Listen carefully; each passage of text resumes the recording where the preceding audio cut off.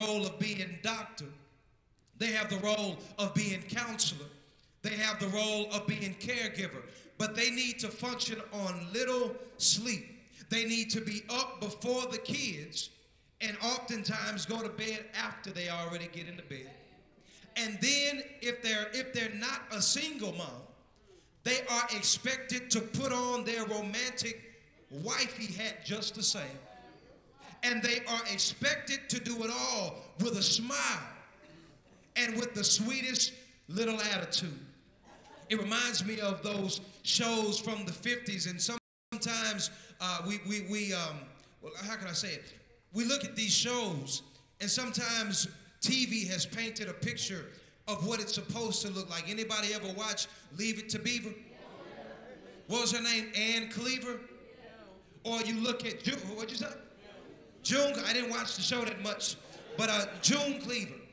And she always seemed to have the right answer, always seemed to have dinner ready, always seemed to have a Band-Aid ready. Dennis the Menace, same thing. Claire Huxtable. All of these TV moms were expected to be and do everything. And sometimes we look at this as unattainable, and it's something that we would never be able to do. Now, let me say this also. I know we sometimes talk about the things of this generation, but there were problems in the generations before too.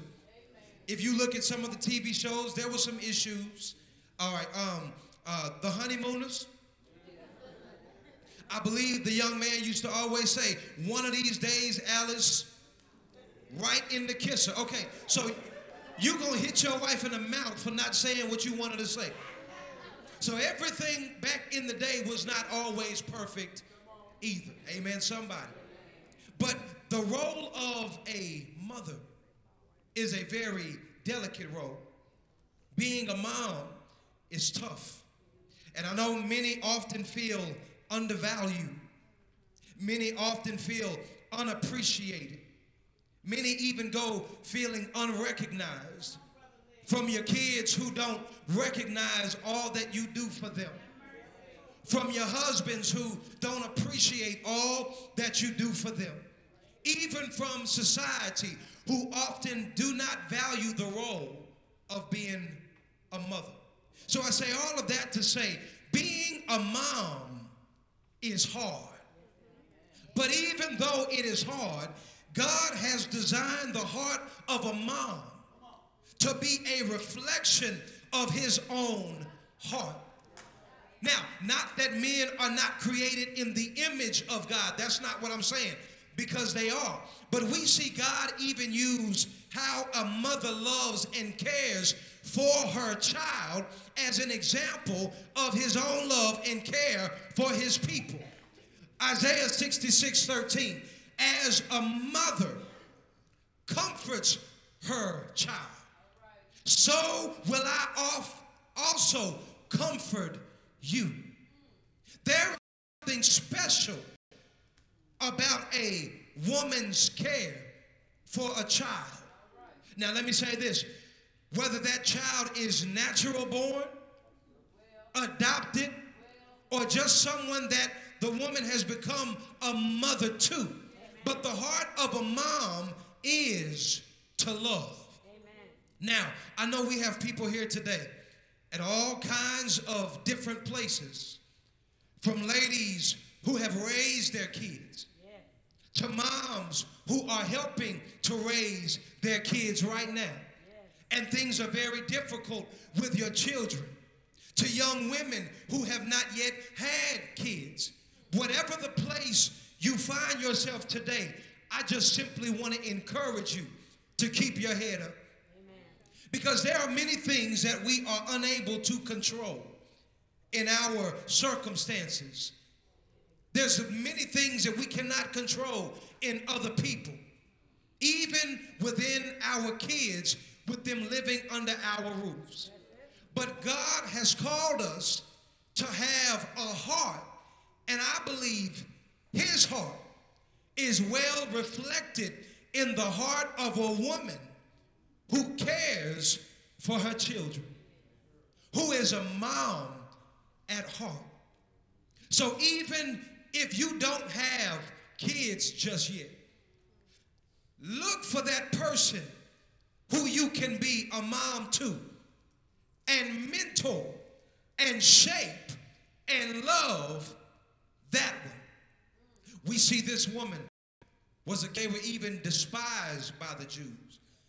But this mother's heart was for her daughter. In our text, think about this for a moment.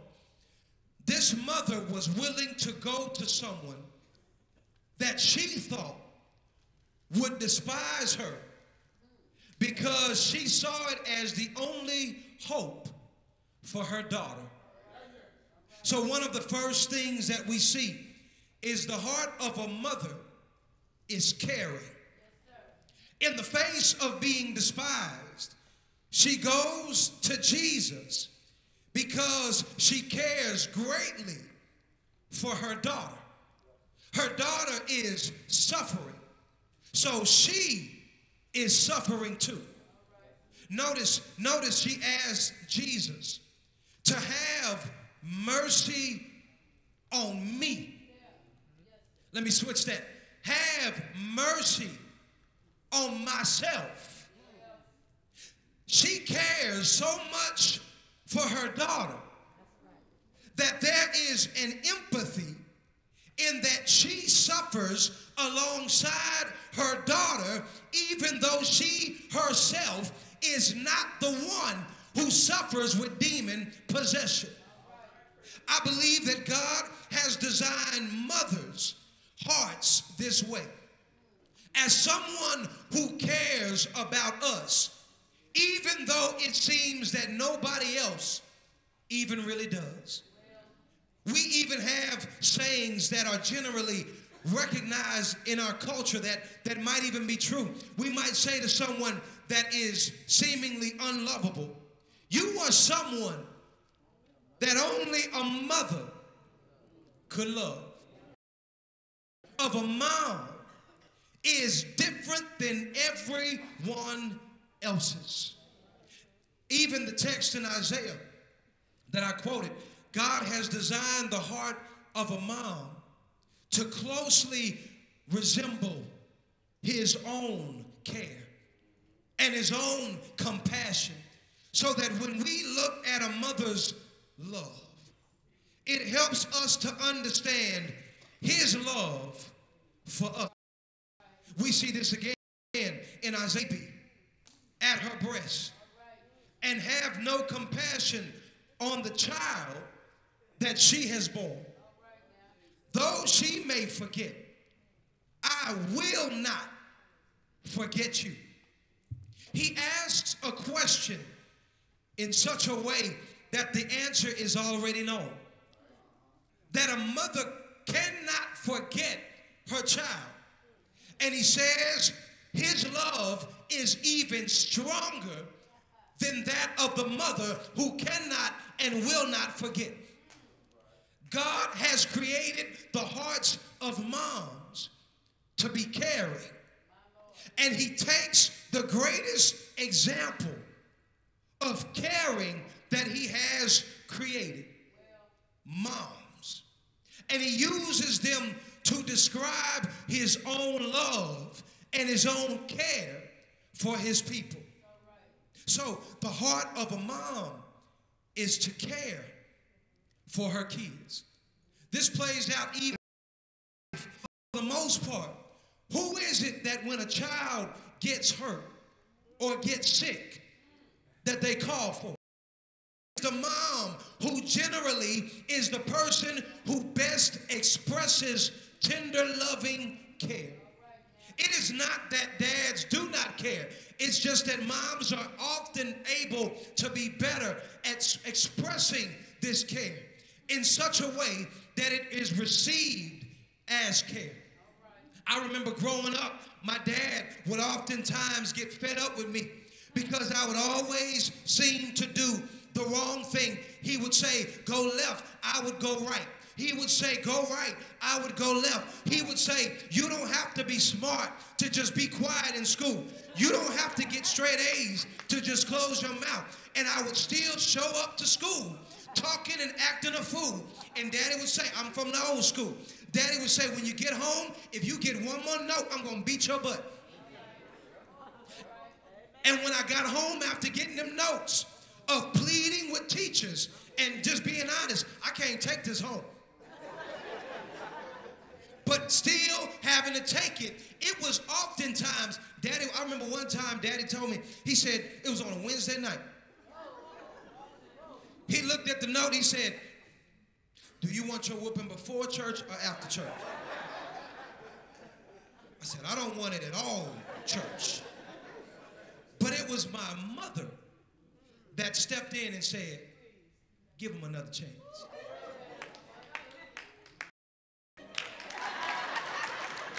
As far past almost anything, we also see that the heart of a mom is discerning. Look at what it says, Matthew 15:22, the B portion. My daughter is suffering terribly from demon possession. She discerns that the problem is a demon. Did you hear what I just said? She says, my daughter is suffering from demon possession. But this mother discerns that the problem is a demon and not her daughter.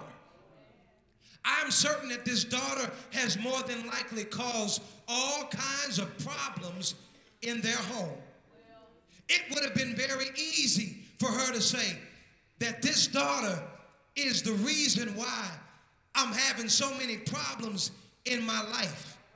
If I was not dealing with all of her stuff, then I could live my life.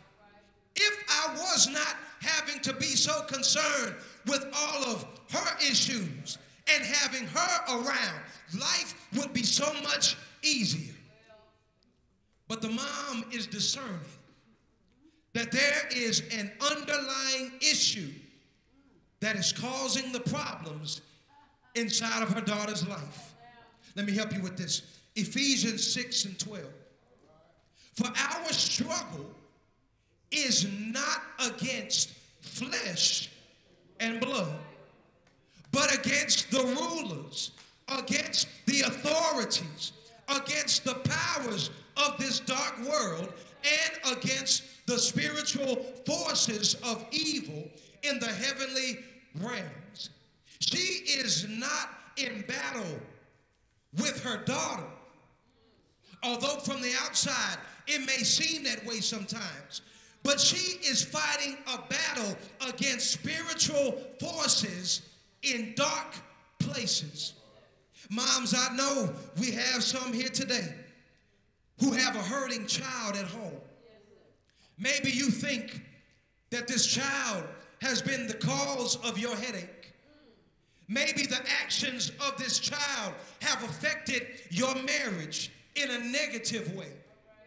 I know it is easy to blame the child, but the best route to take is through prayer in battling the spiritual forces of evil that may be the root cause of your child's problem.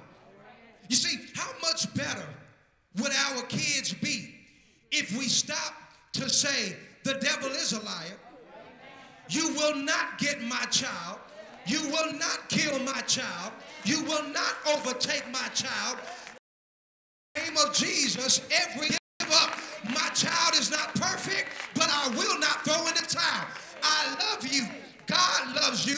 And even when you don't know if you love yourself, you are not by yourself. So the heart of a mom is discerning. It knows how to discern. It knows how to see what the real issue is. It knows how to look beyond what you're saying. It knows how to look beyond what you're doing and see there's something on the inside of you that has you acting up. But not only is it discerning, also the heart of a mom is helpful. Matthew 15:25, the woman came and knelt before him. Watch what she says. Lord, help me. That's what she said. Notice, that this mom disperses effort to help her daughter with her issue. Woo, one more time. This mother disperses effort to help her daughter with this issue.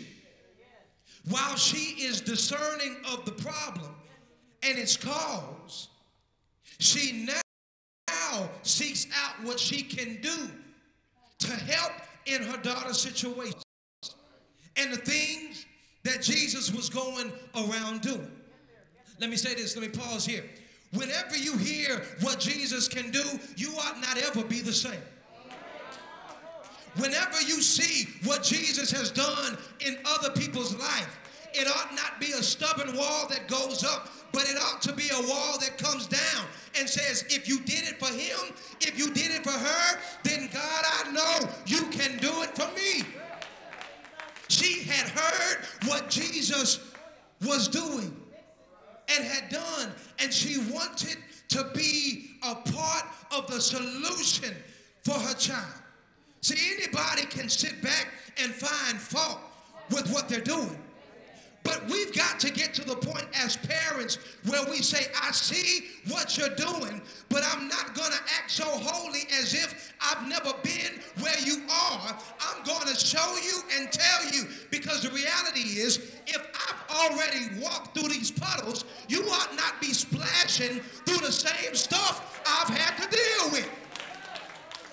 So she starts to give effort to help her child. She wanted to find the help that her daughter needed. So she put forth effort towards being helpful. She probably did not know what to do at first. She was probably looking at her child. Possibly one of the attributes or characteristics of being demon-possessed was sometimes shaking out of control. Sometimes foaming at the mouth. Sometimes falling and just rolling around and acting crazy and acting as if you're out of your mind. So as this mother is seeing this, she's probably confused as to what to do to help her child. Has anybody ever been there before? You want to be there for your child, but you just don't always know where to start. If you've ever been there, then or if you've never been there, let me give you the answer. And if you have been there, let me give you the answer based on what this mother did. She went to Jesus with her concern. She had heard about Jesus being able to heal those with evil spirits. See, earlier in his ministry, Jesus had already healed many with evil spirits from this same area that this woman was from. Watch the text, Luke 6, verses 17 and 18. We see that once when he was teaching, it says there were a great number of people from all over Judea, from Jerusalem, and from the coast of Tyre and Sidon. That's where she was from. Watch the next part. Who had come to hear him and to be healed of their diseases. Those troubled by evil spirits were cured. Here it is. Those troubled by evil spirits were made whole. This mom heard about Jesus. And when she heard he was in the area once again, she went and she found him for herself. See, what am I trying to get you to see? She was willing to do whatever it took to get her daughter the help that she needed. See, I know a lot of moms who, when their child gets sick and they go to the doctor, but when the doctor can't seem to figure it out or gives you some information that you just can't seem to wrap your mind around, then mothers will start immediately checking things out on Google or calling friends or reading articles. What are they doing? They are expending effort to do whatever they can to help get their child the help that is needed. I would bet that for the most part, the daughter had no idea how much effort was being used to help her. And how many of our kids have no idea how helpful their moms are until they're in their late 20s or 30s and have kids of their own? See, sometimes our kids don't even realize you did not get home because his driving was so great. You did not make it to that job or to that school because everybody was thinking positive thoughts. You did not get out of that environment at the mall or that concert because everybody was on the up and up. No, sometimes the reason our kids make it home is not because we're so smart.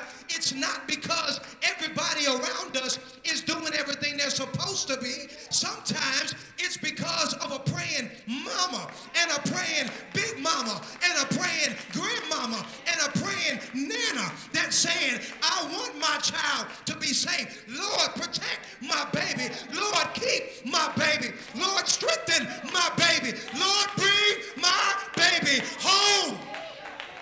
It's not always us.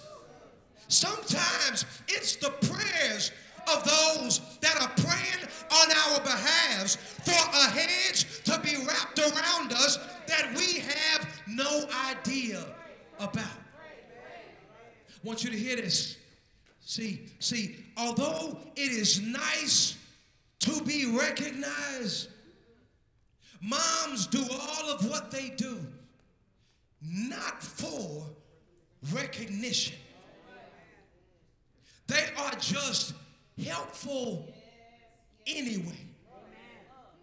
But she not only looked to help, she persisted in help. That is because the heart of a mom is persistent. Matthew 25:27, watch what it says. We're almost done. The woman came and knelt before him. Lord, help me. He replied, it kind of brushes up against us wrong. This woman did not take no for an answer, though. There are a few people in this world, few people that will go the lengths for the kids than a mother will. If they run into a roadblock, they look for another avenue. Now some may look at this verse and think, Jesus is a little rude. I know it's Jesus, but can we just be honest?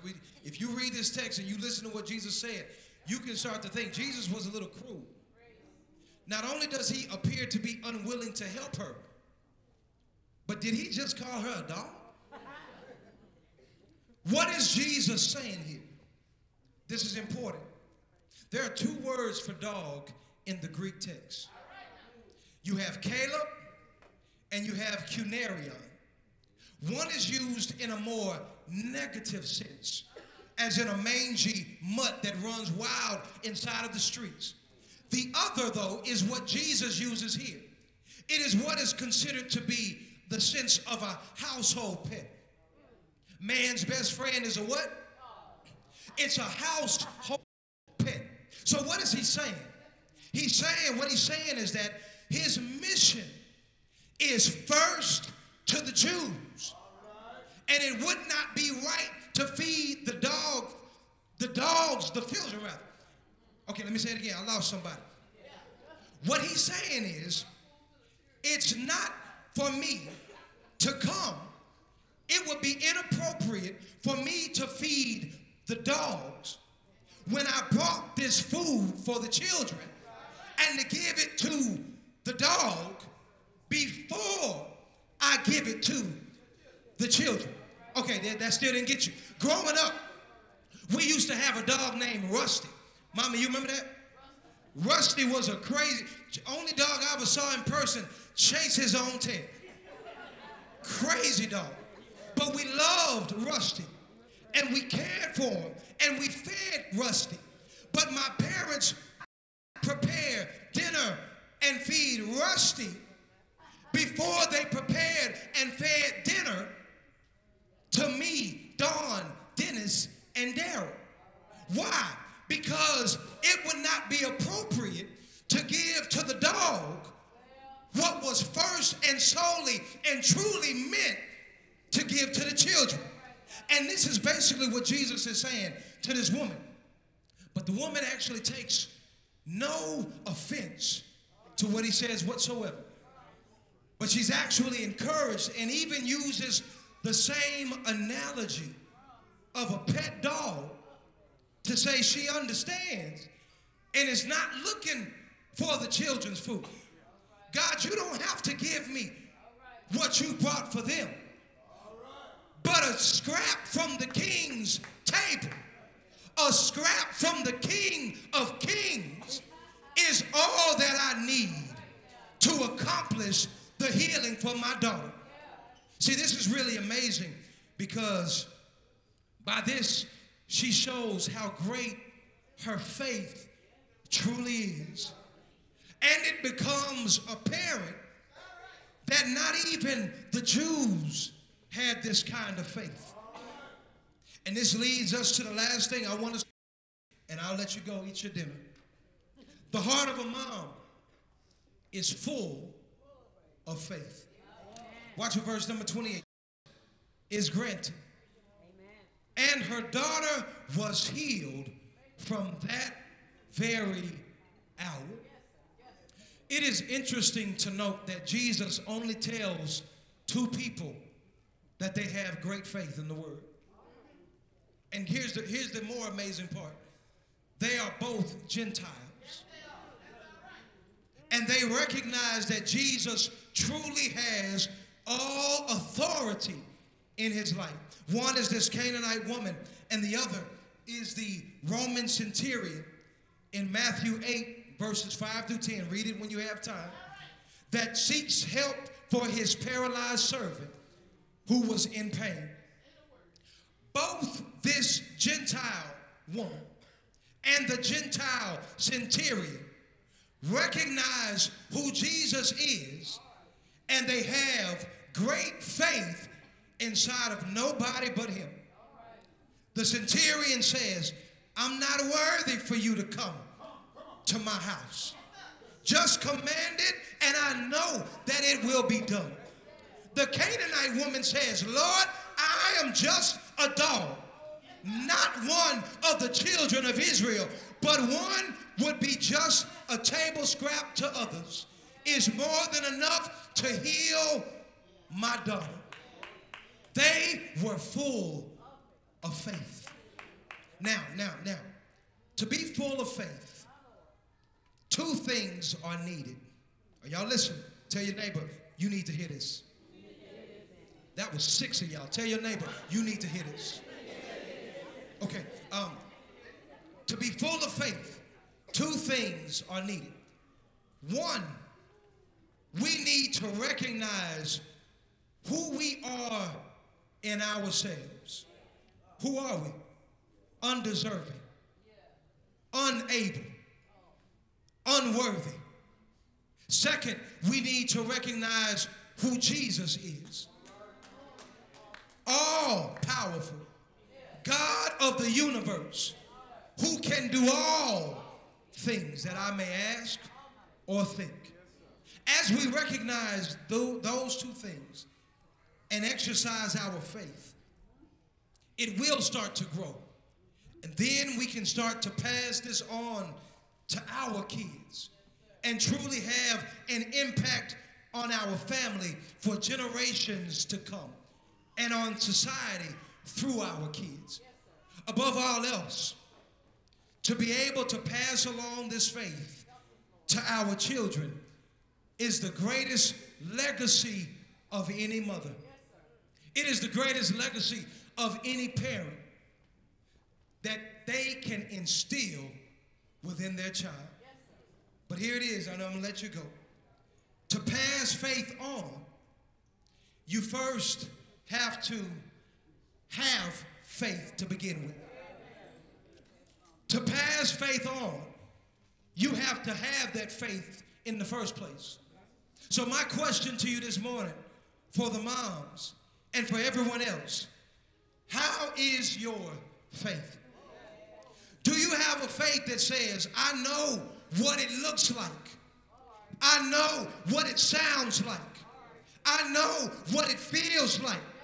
But I serve a God who is able to do exceedingly, abundantly, above all that I can ask or think. So regardless of what things look like in my life, I'm not going to give my faith to stuff. I'm going to give my faith to you. And when I give my faith to you, however you see fit to bring me out of my pit, out of my miry clay, out of my problem, out of my sickness, situation, I will say thank you, because my faith is built on nothing less but Jesus Christ and his righteousness. Y'all don't want to talk to me this morning. See, all other ground is sinking sand. No other help can I find. No other help can I go to.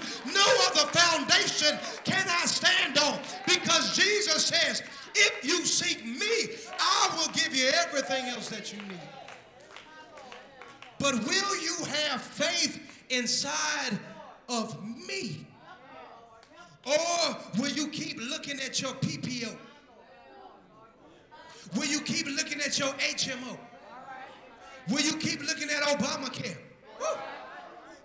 Or will you say, if I don't have any of that, if I got you, I got all that I need. And here's the reality. Don't get caught up on the blessing of other people. This woman realized, I don't care what anybody else has. God, if you just give me a little bit of what they've got, I'll be satisfied. I'll be thankful. How many of us can't? God, I thank you. I thank you. If you just give, I'll say thank you. If you bless me with little, I'll say thank you. Because the reality is, God will only give us what we can handle. And so sometimes it's not that God is saying no. Sometimes he's just saying, hold on. Because if I give it to you too soon, you're going to mess up my glory when you get to the other side. So I'm going to hold on to this for a little while so that when you get to where I'm taking you and I do for you what I'm planning to do for you, it won't blow your mind to the point where my glory is messed up. Stand to your feet. The depth of a heart, how rich is that? He likens his love to that of a mother. A God who sent his only son to die for people that are oftentimes ungrateful, to die for people that oftentimes willingly go the other way. He likens that, so love the world. He likened that love to that of the love of a mother. This morning, if you have your mother, you ought to just let her know that you love her. You ought to just let her know that you appreciate everything that she's done for you and everything that she's tried to do for you. I said,